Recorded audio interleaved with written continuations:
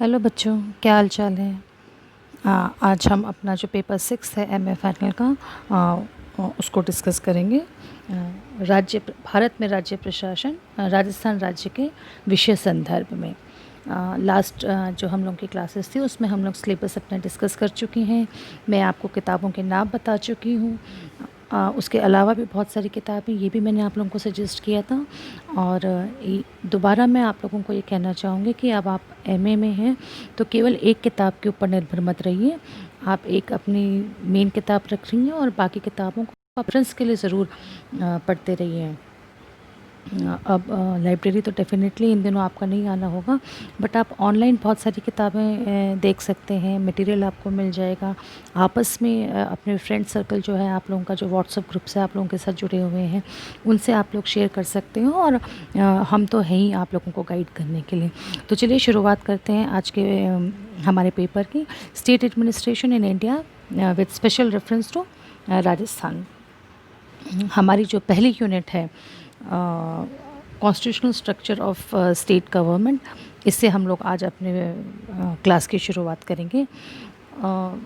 लेकिन मुझे लगता है कि आज जो हम लोग की क्लासेस हम लोग की अब शुरू हुई हैं, इसको थोड़ा सा और सुरुचिपूर्ण बनाया जा सकता है। वैसे तो जब हम एक फ़िज़िकल क्लास में मिलते हैं तो एक नॉर्मल एक्सचेंज ऑफ नोट्स होता है, but this type of classes being only one sided, तो इसको कोशिश कर रही हूँ कि कुछ इस तरीके से आप लोगों के साथ रूबरू हो सकूँ, आप लोगों को समझा सकूँ, आप लोगों से कनेक्ट हो सकूँ कि आप लोगों को भी पढ़ने में मज़ा आए और हम भी कुछ ना कुछ नए तरीके इसके ढूंढते रहें। तो एक सरप्राइजिंगली आपके लिए नेक्स्ट जो स्लाइड्स आएंगी वो कोशिश कर रही हूँ ऐसे इनपुट डालने की कि आप लोगों को अच्छा लगे। देखिए, हम लोग जब बात करते हैं राजस्थान की, तो सबसे पहले अगर कोई राजस्थान को डिस्क्राइब करना चाहेगा तो सबसे पहले बोलता है मारो रंग रंगीलो राजस्थान। तो आज चूँकि हम लोग, मैंने आपसे कहा कि हम कॉन्स्टिट्यूशनल स्ट्रक्चर उसका पढ़ रहे हैं, संवैधानिक आधार, राज्य का संवैधानिक आधार कैसा है, क्या रहा है, इन सब चीज़ों के बारे में तो हम चर्चा करेंगे। लेकिन उससे पहले चूँकि हम राजस्थान राज्य के विषय संदर्भ में इस विषय को हम लोग पढ़ेंगे और समझेंगे, तो क्यों ना हम लोग पहले राजस्थान की एक झलक देख लें, जिनको हम दिन रात जीते हैं, और एक अलग ढंग से हम राजस्थान को देख सकें। सो देखते हैं, पधारो हमारे देश।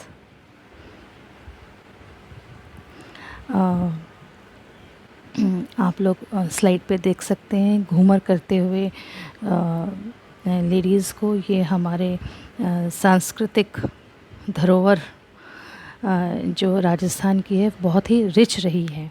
लोग आते हैं इसको देखने के लिए और बहुत एंजॉय करते हैं। जो हम लोगों के पायस ओकेजन्स होते हैं उसके ऊपर ये डांस किए जाते हैं। फेस्टिवल्स के लिए राजस्थान बहुत फेमस रहा है। ऊँट, देखिए कितने सुंदर ढंग से इन्होंने इसको ऊँटों को सजाया है। आप लोगों को पता है कि जो डेज़र्ट फेस्टिवल होता है, ख़ास तौर से जैसलमेर में जो होता है, उसमें बहुत अलग अलग इवेंट्स होते हैं, और उसमें से एक बहुत ख़ास होता है कि ऊँटों की रेस की जाती है। एक इवेंट उसमें ये भी होता है कि आपने अपने ऊँट को कितने अच्छे ढंग से सजाया है। तो जो जिसे कहते हैं ना, जीवन में जीवन को वास्तव में जीना या जीवंत रहना, वो कोई राजस्थान से सीखे। कहाँ एक तरफ एकदम डेजर्ट है, थार है, कहाँ माउंट आबू है, कहाँ हमारी चंबल है, कहाँ झीलों की नगरी उदयपुर है। तो Rajasthan itself is a state जहाँ पर आपको वैरायटी ऑफ जोग्राफिकल कंडीशंस मिल जाएंगी, और उतना ही रंगीन लाइफस्टाइल है, जीने का तरीका है, ओढ़ने पहनने खाने के को आप देख सकते हैं। तो देखते हैं आगे क्या क्या है, और मैं गेस करती हूँ कि आप लोगों को बहुत अच्छा लगेगा इन सब चीज़ों को देख के। आई थिंक ये थोड़ी सी बड़ी हो गई है, we have to learn this thing. हाँ, कठपुतलियाँ। जयपुर अगर कभी आपका जाना हो तो आप देखेंगे कि जो हवा महल वाला जो एरिया है वहाँ पे कितनी सारी कठपुतलियाँ वो लोग सेल करते हैं। कठपुतली का जो शो होता है उसको बच्चे ही नहीं बड़े भी बहुत ही मज़े से देखते हैं। और इनको देख के ज़रूर आपको अपना बचपन भी याद आया होगा कि कितनी कठपुतलियों के आप लोगों ने शोज़ देखे हैं और उसको किया है। तो इट्स अ वंडरफुल थिंग। अब क्यों ना हम ऐसा करें कि मैं आपको ये ना बताऊं कि ये मॉन्यूमेंट जो है ये कहाँ का है। आप लोग ये मॉन्यूमेंट्स देखिए और अपने आप गेस कीजिए कि ये कहाँ का है, और फिर बाद में मेरे को फीडबैक आप दीजिएगा कि कितने आंसर्स आप सही बता पाए और कितने आपको जानने की इच्छा है। This is another beautiful structure. से Rajasthan is famous for forts. यहाँ के जो किले हैं वो सब देखकर आश्चर्य करते हैं कि कैसे बनाया होगा इन्होंने उस वक्त। I think you can see in the slide, आप देख सकते हो कि कितना सुंदर है। और आपके अच्छा एक क्लू के लिए मैं आपको बताती हूँ कि ये जो आप फोर्ट देख रहे हो that is the only living fort. Living fort मतलब ये एकमात्र ऐसा किला है जहाँ पे अभी भी पूरी बसावट है। नहीं तो ज़्यादातर जो किले हैं वो तो म्यूज़ियम में बन चुके हैं, कन्वर्ट हो चुके हैं, या फिर काफ़ी पार्ट म्यूज़ियम में और एक पार्ट में आपकी रॉयल फैमिली रह रही है। लेकिन ये राजस्थान का एकमात्र किला है, not only in Rajasthan but in whole India, पूरे भारतवर्ष में ये एकमात्र ऐसा किला है जिसमें पूरी बसावट है। ठीक उसी प्रकार से जैसे पहले राजा महाराजाओं के टाइम पूरा किला हरा भरा रहता था, लोगों का रहन सहन हुआ करता था। तो काफ़ी कुछ रहन सहन में तो डेफिनेटली चेंज आ गया है, but this is the only fort जहाँ पे लोग अभी भी लिटरली रह रहे हैं। So this is a big clue for your self. आप मुझे बताना कि कौन सा है ये एक अनदर एक दूसरा एक धार्मिक स्थल है। क्लू दे रही हूँ आप लोगों को, उम्मीद करती हूँ आप लोगों को गेस करने में भी मज़ा आएगा। राजस्थान का ही है ये, एकमात्र ब्रह्मा टेम्पल भारत का। काफ़ी बड़ा क्लू दे दिया आप लोगों को, अब आप गेस करना कि ये कहाँ पर है। मेरे ख्याल से आप अंदाज़ा लगा सकते हैं, जिस हिसाब से किले के चारों ओर आप पानी देख रहे हैं उससे आप अंदाज़ा लगा सकते हैं कि ये कौन सी नगरी होगी राजस्थान की। झीलों की नगरी, काफ़ी बड़ा क्लू तो क्या, मुझे तो लगता है मैंने शायद आंसर ही दे दिया है आपको। और ये जो फोर्ट है, इस फोर्ट का नाम है जूनागढ़ फोर्ट। और आपके क्लू के लिए बता देती हूँ, यहाँ की नमकीन बड़ी फेमस है। तो अब आप मेरे को बताना कि जूनागढ़ फोर्ट राजस्थान के किस शहर में है, किस ज़िले में है। और next is wow, it's so beautiful. Bharat का स्विट्ज़रलैंड से कम नहीं है ये जगह। और मुझे तो लगता है शायद मुझे एक शब्द भी कहने की ज़रूरत नहीं है, आप लोग इससे खूब परिचित होंगे। लेकिन ये है कि हाँ, ये जो एरियल व्यू लिया गया है ये आप लोगों ने पूरा एक साथ नहीं देखा होगा, पिक्चर्स में देखा होगा। यहाँ पे आप लोग बहुत बार गए भी होंगे। तो अब आप देख लीजिए राजस्थान की कितनी रंग रंगीली धरती है, कितनी डिफरेंट उसके भौगोलिक पक्ष हैं। और यहाँ भी बहुत बार गए होंगे। और आप तो क्या, मुंबई नगरी से लोग आते हैं यहाँ पे शूटिंग करने के लिए। तो enjoy the place where you are and be proud of wherever you are. और ये एक छोटी सी झलक थी हमारे राजस्थान की। और आगे अब शुरू करते हैं। खूब रंगीले ढंग से हम लोगों ने आज अपने इस टॉपिक की शुरुआत हम करने जा रहे हैं, the constitutional structure of state, राज्य का संवैधानिक आधार। इस विषय पे आज हम बात करेंगे। और ये जो हम लोगों की आज की चर्चा है इसका मुख्य उद्देश्य है ये समझना कि इसकी ऐतिहासिक पृष्ठभूमि क्या रही होगी, मीन्स राज्य प्रशासन की ऐतिहासिक पृष्ठभूमि क्या रही होगी, स्वतंत्रता से पूर्व और स्वतंत्रता के बाद। इसको हम दो तरीके से समझने की कोशिश करेंगे। इसके बाद हम लोग समझने की कोशिश करेंगे कि राज्य की क्या स्थिति थी, मीन्स स्वतंत्रता के बाद राज्यों की क्या स्थिति रही है। और चूँकि हमारा पेपर हमने जैसे कहा है it has to be done in the special reference to Rajasthan, Rajasthan राज्य के विशेष संदर्भ में हम इस पेपर को पढ़ेंगे।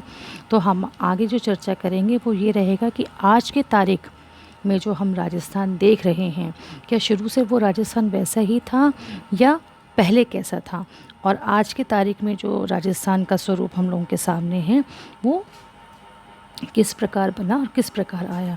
तो जो ये वाला हमारा टॉपिक है संवैधानिक आधार, राज्यों का संवैधानिक आधार, the constitutional structure of state, इसको हम 3 भागों में पढ़ना चाहेंगे ताकि आप लोगों को समझ में आए। Historical background of state administration in concern to pre and post independence, another will be the position of state in India post independence, and the journey of primary state to the present Rajasthan। तो चलिए आगे हम लोग शुरू करते हैं। आज सबसे पहले हम लोग चर्चा करेंगे state background, historical background of state administration, राज्य प्रशासन की ऐतिहासिक पृष्ठभूमि क्या रही है। देखिए, किसी भी चीज़ को समझने के लिए कि आज के तारीख में किसी भी प्रशासन है चाहे राज्य है उसका स्वरूप ऐसा क्यों रहा है, उसको समझने के लिए बहुत ज़रूरी है कि हम उसकी पृष्ठभूमि को समझें। भारत में प्रशासन किसी एक दिन की उपज नहीं रहा है, और भारत की बात नहीं, किसी भी देश को आप देख लीजिए, वहाँ का जो प्रशासन है या जो राज्य का स्वरूप है वो कोई 1 या 2 दिन का परिणाम नहीं है। It has a long history with it, एक ऐतिहासिक विकास का परिणाम होता है जो हम लोग देख पा रहे हैं आज। राज्य प्रशासन के आधुनिक विकसित रूप को समझने के लिए हमारे लिए बहुत ज़रूरी है कि हम उसकी ऐतिहासिक पृष्ठभूमि को जान सकें, तभी हमें आगे चीज़ों को समझने में आसानी होगी। हम चीज़ों को कोरिलेट कर पाएंगे कि आज की जो प्रशासनिक व्यवस्था है या जो राजनीतिक व्यवस्था है ऐसी क्यों है, कब बदलाव आया, उस बदलाव को हमने कितने टाइम तक सस्टेन कर सके हम लोग, क्या हमने उसको उसी रूप में आज भी अपना रखा है या थोड़ी बहुत चेंजेस हुए हैं या आमूलचूल परिवर्तन हो चुका है। तो इन सब चीज़ों को जानने के लिए बहुत ज़रूरी है कि हम इसका ऐतिहासिक पृष्ठभूमि जान सकें और उसी से हम इसको समझ सकें। और ऐतिहासिक पृष्ठभूमि की अगर हम बात करते हैं तो हम लोग मौर्य काल या मुग़ल काल या सल्तनत काल तक नहीं जाएंगे। हम लोगों ने इसको 2 भागों में डिवाइड किया है। एक तो ये है कि ब्रिटिश काल में राज्य प्रशासन का विकास कैसे हुआ, और दूसरा स्वतंत्रता के बाद राज्यों का गठन और पुनर्गठन कैसे हुआ। आप सब लोग जानते हैं कि स्वतंत्रता जब हम लोगों को मिली थी, आज़ादी तब हमें मिली थी, तो जो आज आप भारत का स्वरूप देख रहे हैं वो ऐसा नहीं था। बहुत सारे प्रिंसली स्टेट्स थी, बहुत सारी रियासतें थी, राजघराने थे जिनकी अपनी अपनी टेरिटरी थी, और उन सब को एक करने का जो बेड़ा उठाया था वो उठाया था सरदार वल्लभ भाई पटेल जी ने। तो nothing new I am telling you, it's just revision for you कि भी यहाँ आप लोग इसको इस संदर्भ में हम लोग पढ़ेंगे। तो सबसे पहले आगे बढ़ने से पहले हम लोग शुरू करेंगे ब्रिटिश एरा से, ब्रिटिश काल से, कि ब्रिटिश काल में भारत में राज्य प्रशासन का क्या स्वरूप था और ब्रिटिश काल से लेकर स्वतंत्रता तक इसमें क्या विकास हुए। The development of state administration during British era can be understood in the following from the following points। जो निम्नलिखित मैंने आपके सामने आप लोग स्लाइड पे देख सकते हैं कि अलग अलग अधिनियम का मैंने आप लोगों से जिक्र किया है। हम लोग इसको इस संदर्भ में पढ़ेंगे। देखिए, इतना तो हम लोग जानते हैं कि जब ब्रिटिशर्स आए थे तो उन्होंने आते ही सीधा प्रशासन शुरू नहीं किया था। वो ईस्ट इंडिया कंपनी के रूप में हमारे यहाँ आए थे और उनका मेन उद्देश्य ये था कि यहाँ पर उनको व्यापार करना था। जहांगीर, मुग़ल बादशाह जहांगीर से उन्होंने परमिशन ली थी, और भारत में जो सूरत जगह है, सूरत गुजरात में है, मैं आप लोगों को बता देती हूँ, वहाँ से उन्होंने अपने बिज़नेस की शुरुआत की थी। तो परमिशन उन्होंने पहले एक जगह से ही ली थी, and that was for only business purpose, केवल व्यापार के लिए उन्होंने परमिशन ली थी। और लेकिन धीरे धीरे उन्होंने क्या किया, जो कंपनी शासन था, जो ईस्ट इंडिया कंपनी शासन था, उन्होंने जब उनका व्यापार बढ़ता गया और वो आगे आगे परमिशंस लेते गए, तो उन्होंने मुंबई, मद्रास, कोलकाता, कई जगह अपने व्यापारिक केंद्रों की भी स्थापना की थी। उस वक्त इन नगरों को प्रेसिडेंसी कहा जाता था। तो आगे भी जब हम आपसे कहेंगे कि भी कोलकाता प्रेसिडेंसी, मुंबई प्रेसिडेंसी, तो आप समझ पाएंगे कि ये वो प्रांत हैं जिनको हम प्रेसिडेंसी वर्ड यूज़ किया करते थे उस वक्त। अब क्या हुआ था कि जब 1757 में पलासी का युद्ध हुआ था, तो बंगाल के जो अंतिम शासक थे नवाब सिराजुद्दौला, उनको हराकर ईस्ट इंडिया कंपनी ने कोलकाता पर अपना अधिकार जमा लिया। इससे पहले तो वो प्योर व्यापारिक कंपनी थी, लेकिन धीरे धीरे वो व्यापारिक कंपनी के साथ साथ अपना, जिसे कहते हैं ना, अपना दायरा बढ़ाने लग गई थी। केवल व्यापारिक कंपनी नहीं रही थी उनका, आप ये कह सकते हो कि उनके उद्देश्यों में परिवर्तन आ गया, उनकी महत्वाकांक्षाएं बेसिकली बढ़ गई थी काफ़ी। और जब उन्होंने पलासी के युद्ध में नवाब सिराजुद्दौला को हरा दिया, तो उनके जो महत्वाकांक्षाएं थी, उनका जो उद्देश्य था, उनके जो इरादे थे, वो काफ़ी कुछ खुल के हम लोगों के सामने आ गए। और फिर पलासी के युद्ध के बाद तो धीरे धीरे वो सारे हिंदुस्तान में अपना शासन बढ़ाते चले गए। और इसी का एक कारण था कि बंगाल के बाद उन्होंने बिहार और उड़ीसा के प्रांतों पे भी अपना कब्ज़ा करना शुरू कर दिया। अब हम लोग शुरुआत करेंगे आपके जो रेगुलेटिंग एक्ट है ऑफ 1773। देखिए, जो रेगुलेटिंग एक्ट ऑफ 1773 था, वो किसने पास किया? वो आपके ब्रिटिश संसद ने पास किया। अब क्या हो गया था कि भाई, आप शुरू में तो आए कब, 1600 में आप आए थे एक व्यापारिक कंपनी बनकर कि हमें केवल बिजनेस करना है, लेकिन पलासी का जब युद्ध हुआ तब तक ये समझ में आ गया था कि उनके इरादे क्या हैं। और वो केवल एक व्यापारिक कंपनी नहीं बनी थी, उनका जो शासन करने का जो तरीका था वो बहुत ही, आप कह सकते हो, बहुत ही स्वार्थपूर्ण था। कुशासन आप कह सकते हैं कि अच्छे ढंग से वो लोग शासन नहीं कर रहे थे। और उधर अगर आप देखें तो जो ब्रिटिश संसद थी, उनको भी समझ में आ गया था कि हिंदुस्तान से तो उनको बहुत प्रॉफिट हो रहा है and it will be a good place अगर उनका वहाँ पर कब्ज़ा हो जाए। तो कंपनी के कुशासन पर अंकुश लगाने के लिए ब्रिटिश संसद ने 1773 को रेगुलेटिंग एक्ट पारित कर दिया। अब इस एक्ट में क्या था? इस एक्ट के पारित होने से पहले कोलकाता, मुंबई और मद्रास की प्रेसिडेंसियाँ एक दूसरे से अलग और स्वतंत्र थी। जैसे मैंने थोड़ी देर पहले आपसे कहा, रेगुलेटिंग एक्ट के द्वारा मद्रास और मुंबई प्रेसिडेंसी को भी कोलकाता प्रेसिडेंसी के अधीन कर दिया गया। कोलकाता तो डायरेक्ट अंग्रेज़ों के अधीन आ ही गया था जब उन्होंने नवाब सिराजुद्दौला को हरा दिया था। तब इन्होंने क्या किया, इस रेगुलेटिंग एक्ट के द्वारा मुंबई और मद्रास की जो भी प्रेसिडेंसीज थी, यानी मद्रास और मुंबई के जो प्रांत थे, उनको भी कोलकाता के अधीन कर दिया। और समय समय पर, अलग अलग समय पर वो लोग काफ़ी कुछ अधिनियम लाते गए। और उन अधिनियमों का मेन उद्देश्य ये था कि भी अपना जो टेरिटरी है उसको बढ़ाया जाए, और प्रशासन करने के, जो प्रांतों में जो प्रशासन करने का जो ढंग है, उसमें उन्होंने बहुत ही महत्वपूर्ण परिवर्तन किए थे। अलग अलग समय पे बहुत एक्ट्स पास हुए, 1784 में, 93 में, 1813 में, 1833 में, अलग अलग एक्ट्स पास होते गए, जिनका मेन उद्देश्य था कि भी वो प्रशासनिक गतिविधियों पे और नियंत्रण रख सकें, कुछ महत्वपूर्ण बदलाव करने हैं तो कर सकें। लेकिन आप इस बात को समझिए कि ये जितने भी एक्ट बनते चले गए, उससे क्या हुआ, कंपनी का शासन तो ख़त्म होता गया और इसके ऊपर जो कंट्रोल है वो ब्रिटिश संसद का ज़्यादा होता गया। और उनका मेन उद्देश्य यहाँ के लोगों की भलाई करना ये सब नहीं था। थी तो वो एक बेसिकली व्यापारिक कंपनी जिसका उद्देश्य प्रॉफिट कमाना था। और जब वो व्यापारिक कंपनी से प्रशासनिक गतिविधियों की तरह ज़्यादा बढ़ी, तब भी उनका मेन उद्देश्य था केंद्रीकरण की प्रवृत्ति के साथ साथ यहाँ पर भारत में अपना कब्ज़ा जमाए रखना, अपना आधिपत्य जमाए रखना, और अपने फ़ायदे के लिए यहाँ पर मैं तो यही कहूँगी कि शोषण करना। क्योंकि आप सब कुछ लेते जा रहे थे, देने के नाम पे आप कुछ नहीं कर रहे थे।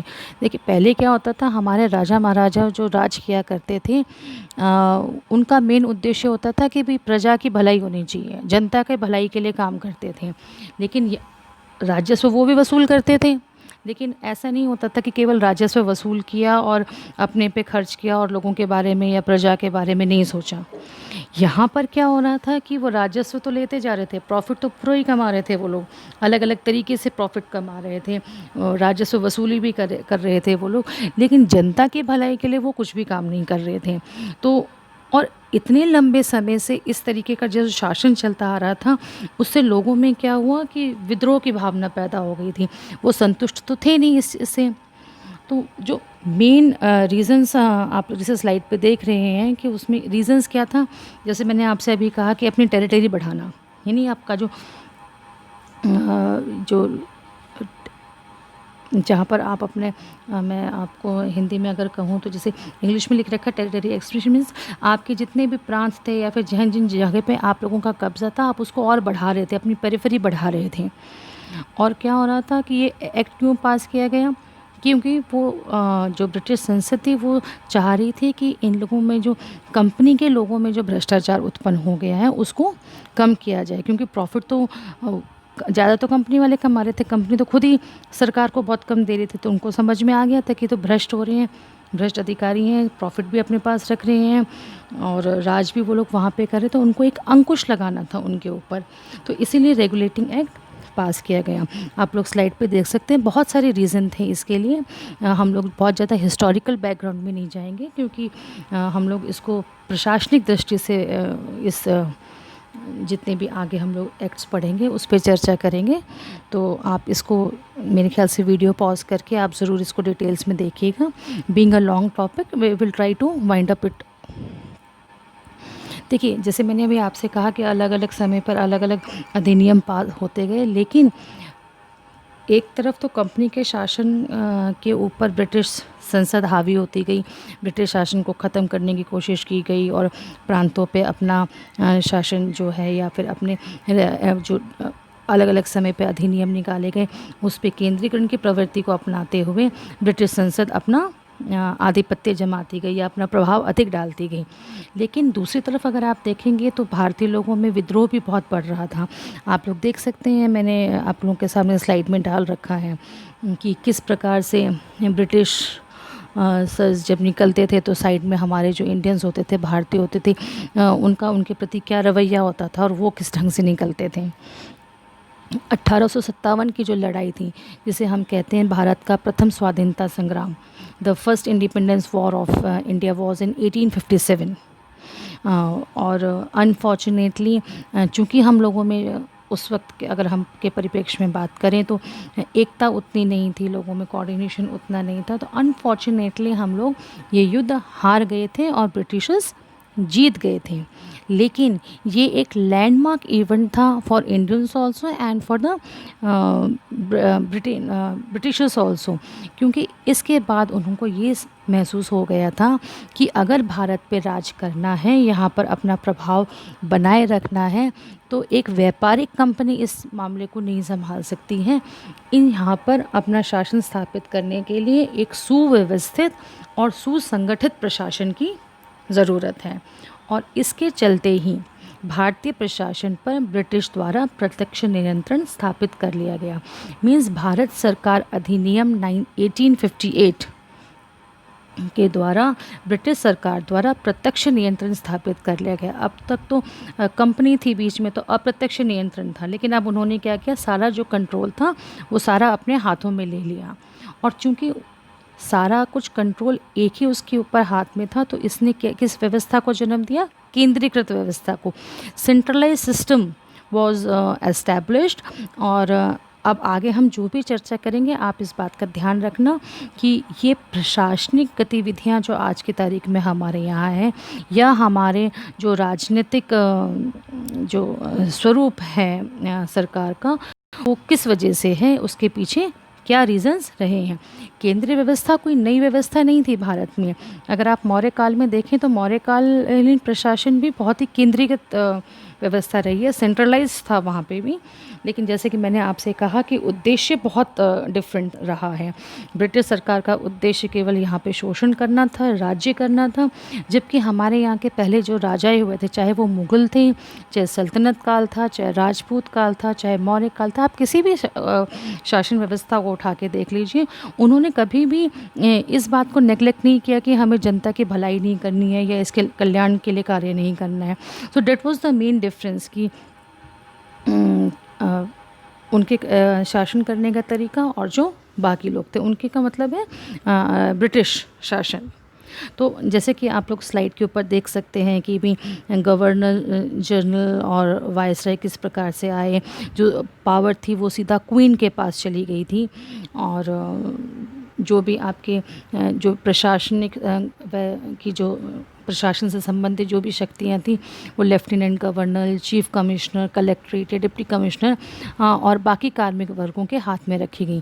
तो यहाँ पर जो भारत में जो व्यवस्था स्थापित हो रही थी वो प्रशासनिक व्यवस्था थी, क्योंकि राजनीतिक स्तर तो केवल ब्रिटेन में ही था। यहाँ पे तो कोई उनके अधिकारी चुनकर नहीं आ रहे थे, यहाँ पर उनके रिप्रेजेंटेटिव्स थे जो कि एक प्रशासनिक अधिकारी थे।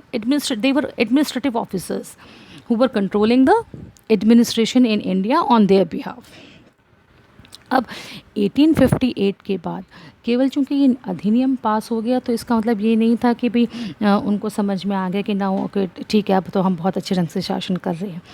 ब्रिटिशर्स ने भी ये सोच लिया था कि अगर हमें यहाँ रहना है तो न केवल हमें एक सुव्यवस्थित और सुसंगठित प्रशासन की आवश्यकता है, इसके अलावा ज़रूरत है कि हम यहाँ के लोगों के कल्याण के लिए भी कार्य करें थोड़ा बहुत, या फिर जो हमारी गतिविधियाँ हैं उनमें हम कहीं ना कहीं इनको भारतीयों को भी भागीदारी देंगे, इनको पूछेंगे, इनको ये एहसास होगा कि इनकी भी कुछ भागीदारी है तो ही हम यहाँ पर सस्टेन कर सकेंगे।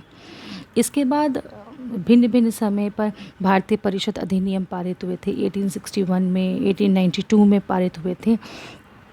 तो अगर हम तीनों अधिनियमों को कंपेयर करते हैं, भारत सरकार अधिनियम 1858, 61 और 92 में, तो आप लोग इसको देखेंगे कि जब स्वतंत्रता के बाद जो अधिनियम, प्रथम स्वतंत्रता संग्राम के बाद जो अधिनियम पारित हुआ था 1858 में, वो जैसे मैंने कहा कि केंद्रीकृत प्रशासन पूरा था।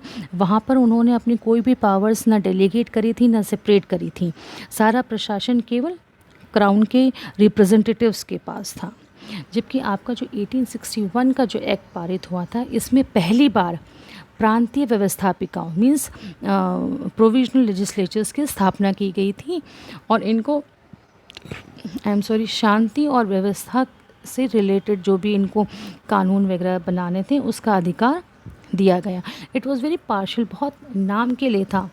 और इस अधिनियम के द्वारा अंग्रेज़ों ने प्रांतीय स्वायत्तता प्राप्त कर ली थी।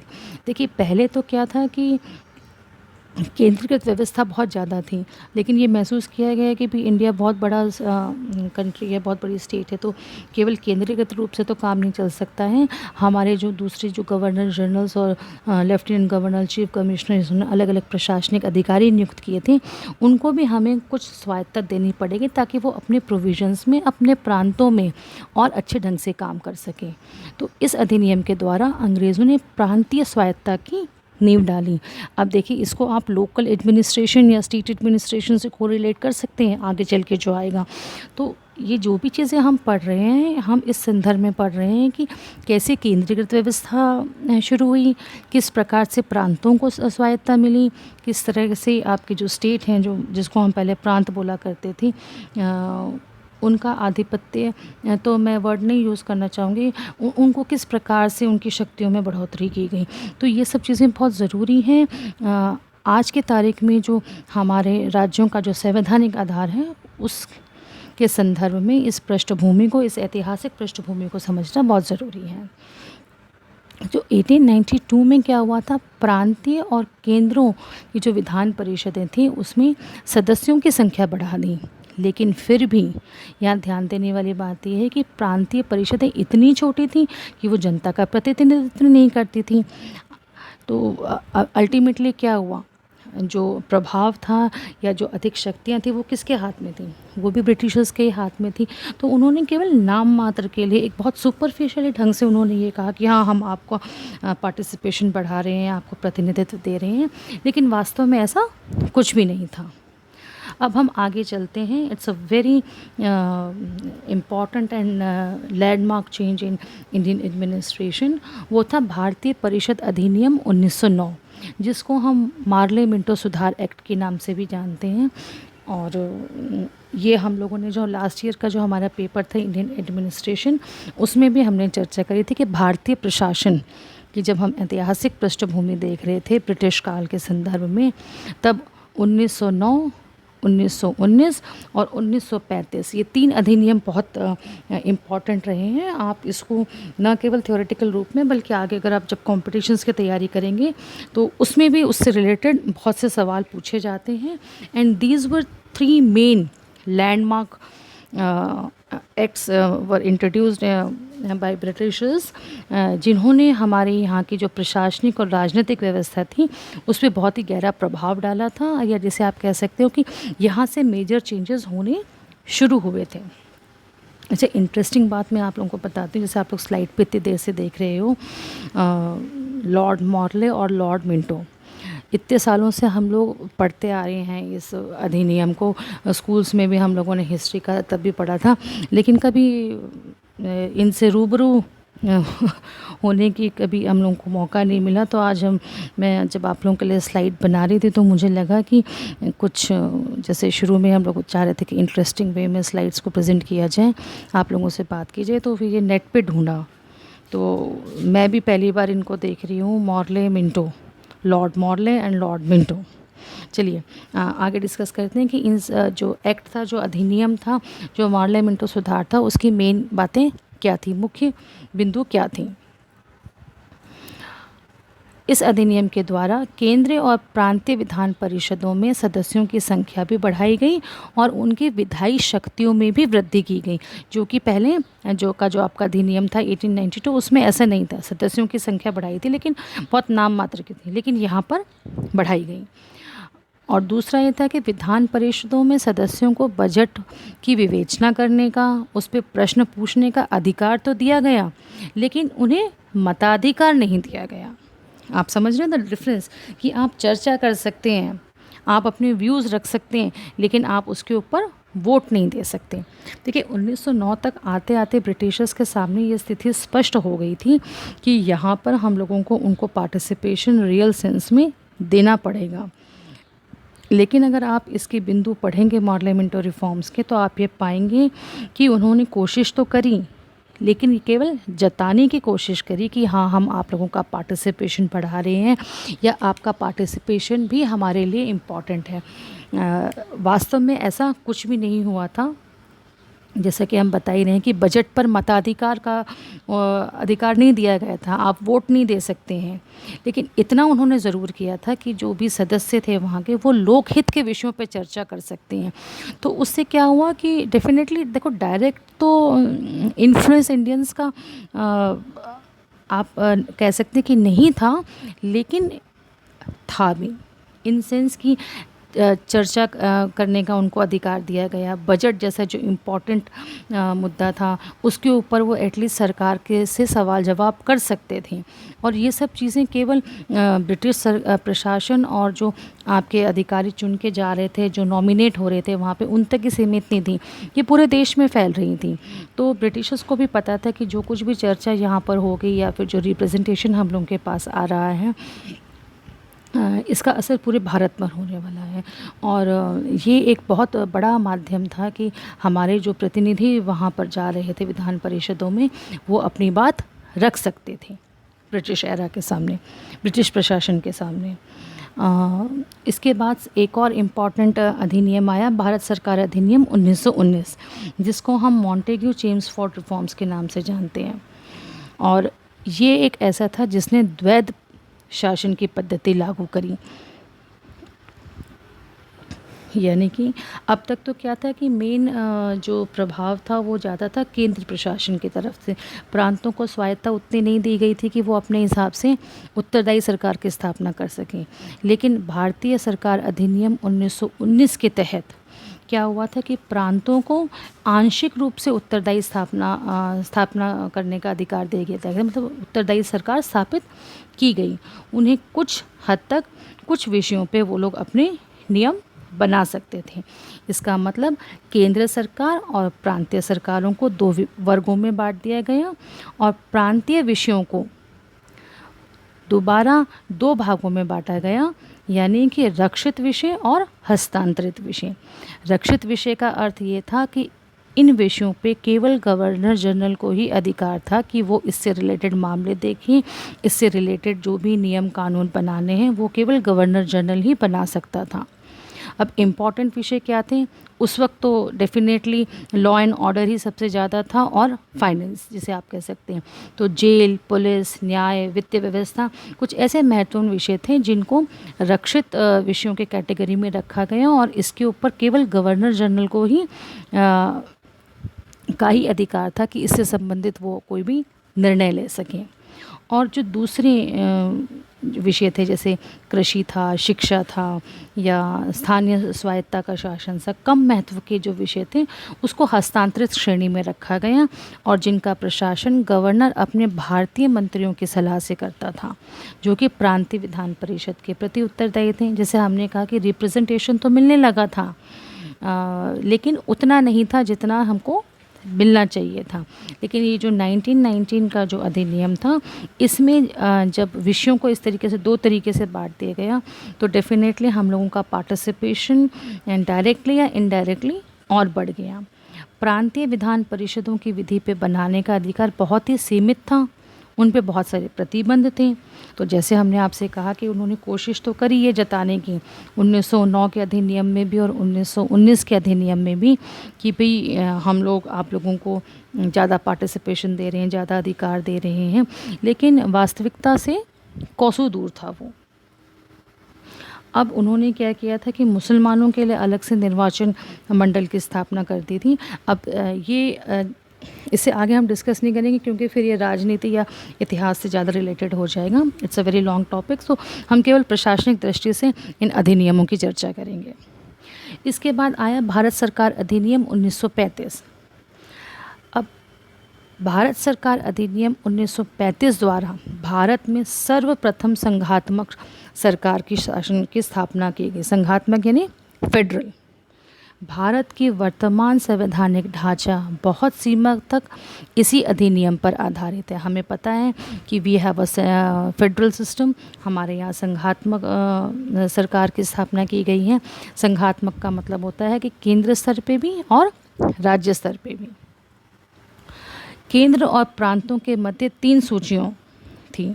वो क्या थी? संघ सूची, प्रांतीय सूची और समवर्ती सूची, यानी फेडरल, कॉन्करेंट एंड प्रोविंशियल जो लिस्ट होती थी जिसको आज हम राज्य सूची कहते हैं। पहले राज्य वर्ड न यूज़ करके प्रांत वर्ड यूज़ किया जाता था। तो इसीलिए जो उस वक्त के जो निर्णय लेने के अधिकार थे या उसके ऊपर जो नियम कानून बनाने के अधिकार थे उनको 3 विषयों में बांटा गया: संघ सूची, प्रांतीय सूची और समवर्ती सूची।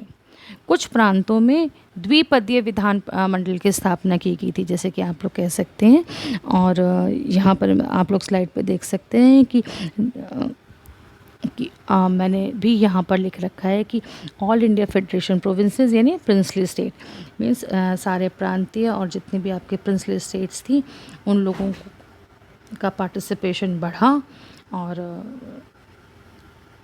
आगे क्या इनके जितने भी कार्य करने का ढंग था उसमें भारतीयों की जो पार्टिसिपेशन था वो बढ़ा। तो दिस वाज द लैंडमार्क आप कह सकते हो अगर पिछले और इस 1935 के अधिनियम की पृष्ठभूमि रही है। 1919 और 1909 के जो अधिनियम पास हुए हैं उनका सबसे अधिक प्रभाव था इसके ऊपर। और अंत में आज का जो हमारा टॉपिक है उसका जो लास्ट की जो कड़ी है वो है भारतीय स्वतंत्रता अधिनियम 1947। देखो ये जो पिक्चर है ये बहुत आप लोगों ने देखी होगी जब अपने स्कूल की बुक्स में चाहे आपने पॉलिटिकल साइंस लिया होगा या हिस्ट्री की बुक ली होगी, तो ये पिक्चर कई जगह दिखाई जाती है कि हाँ ये वो पिक्चर है जब जवाहरलाल नेहरू जी अपनी ओथ ले रहे हैं, शपथ ले रहे हैं स्वाधीनता के समय का, उसका है। तो भारतीय स्वतंत्रता अधिनियम के द्वारा जो 200 वर्ष पुरानी ब्रिटिश दास्ता भारतीय सहन कर रहे थे, वो अल्टीमेटली 15 अगस्त 1947 में हम उससे मुक्त हो गए। कहने की आवश्यकता नहीं है कि हमें स्वतंत्रता प्राप्त हो गई थी, आप सभी समझ रहे हैं इस बात को। तो जो भारतीय प्रांतों से ब्रिटिश प्रभुसत्ता समाप्त कर दी गई, मीन्स न केवल केंद्रीय स्तर पे बल्कि प्रांतीय स्तर पे भी ब्रिटिशर्स की प्रभुसत्ता समाप्त कर दी गई थी। संविधान सभा के निर्वाचन के पश्चात भारत के लिए संविधान बनाने का कार्य शुरू हो गया था, क्योंकि अब तक तो क्या जो भी प्रशासनिक गतिविधियां होती थी, जो भी काम हो रहा था वो ब्रिटिशर्स के हिसाब से हो रहा था। लेकिन अब चूँकि हम लोग इंडिपेंडेंट हो गए थे, हम लोगों को स्वाधीनता मिल चुकी थी, तो हमें हमारा अपना प्रशासन चाहिए था। ऐसा प्रशासन, ऐसी राजनीतिक व्यवस्था जो हम हमारे लोगों के लिए ही हो। इसलिए नवीन जो संविधान था उसका कार्य बनाना शुरू हो गया था। और उसके ऊपर अगर आप जो राजनीति के स्टूडेंट्स हैं, जो पॉलिटिकल साइंस के स्टूडेंट्स हैं, वो लोग ये देखेंगे कि हमारा जो कॉन्स्टिट्यूशन है वो केवल सारा हमारा नहीं है। हम लोगों ने कोशिश करी है कि दूसरे देशों से भी इस जो अच्छी बातें जो हमारे यहाँ लागू हो सकती हैं या हमारे सिनेरियो को या हमारी प्रशासनिक व्यवस्था को जो सूट करती है उसको हम ले सकें। काफ़ी कुछ अगर इन्फ्लुएंस आप देखेंगे तो ब्रिटिशर्स का तो है ही है, लेकिन यूएसए से और दूसरे जो देश थे उन लोगों से भी हम लोगों ने बहुत सारी ऐसी चीज़ें अपने संविधान में इंक्लूड करी हैं जो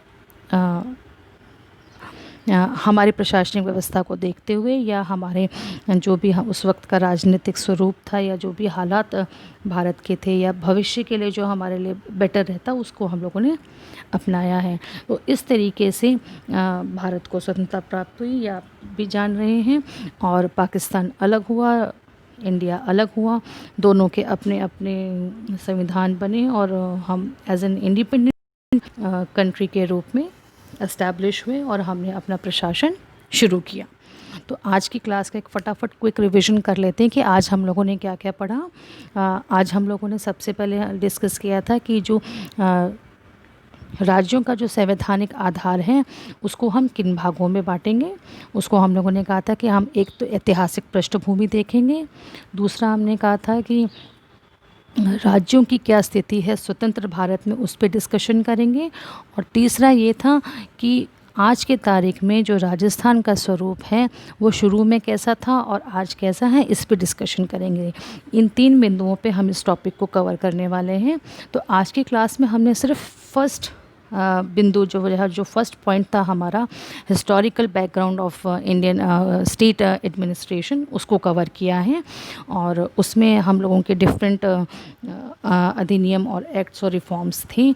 that was regulating act of 1773, government act of India of 1858, 61 and 92, Morley-Minto Reforms Act, Montagu-Chelmsford Reform Act, Government of India Act 1935 and India Independence Act of 1947। तो आज की क्लास के लिए इतना ही बहुत है। आप लोगों के पास अगर आप लोगों ने किताबें ख़रीद ली हैं तो मैं आप लोगों से को सजेस्ट करूँगी कि आप लोग प्लीज़ किताब से भी पढ़िए। अभी की आप जो वीडियो हम लोगों ने बनाई है उसको 1-2 बार सुनिए, समझिए, पढ़िए अपनी किताब से, और फिर भी कुछ समझ में नहीं आता है तो आप मेरे को फीडबैक दीजिएगा। आप मुझसे पूछिएगा कि क्या क्या चीज़ें हैं जो आपको कंफ्यूज कर रही हैं और इस टॉपिक से रिलेटेड क्या क्या क्वेश्चंस बन सकते हैं, वो आप एक बार अपने स्तर पर बनाने की कोशिश कीजिए। क्वेश्चन पैटर्न 2 तरीके से रखिएगा, थ्योरेटिकल बेस्ड और MCQ बेस्ड, और बाद में हम लोग चर्चा करेंगे। तो आज की क्लास के लिए इतना ही। Have a good time.